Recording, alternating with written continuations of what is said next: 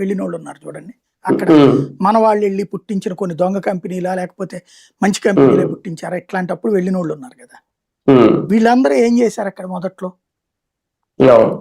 Petrol బంకుల్లో చేశారా, లేకపోతే pizza centre పని చేశారా, షాపింగ్ మాల్స్ లో పని చేశారా, మన వాళ్ళు సంబంధించిన కంపెనీల్లోనే పని చేస్తూ ₹4 సంపాదించుకుని అక్కడ ఎంఎస్ లాంటివి చేసి నిదానంగా సంపాదించారు.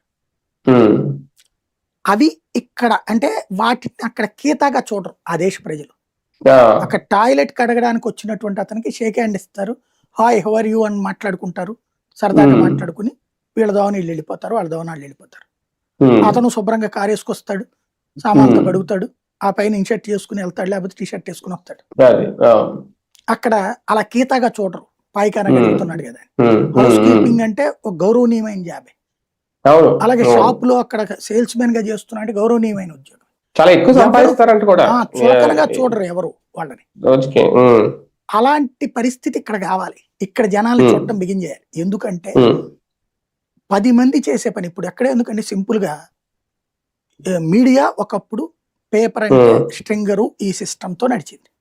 ఇవాళ సిటీ ఎడిషన్స్ తీసేశారు కదా, డబ్బులు తక్కువ రాబట్టినే కదా. అట్లాగే టీవీ ఛానళ్ళు వచ్చిన తర్వాత తొలినాళ్లలో మీకు తెలుసు, ఫస్ట్ ఈటీవీ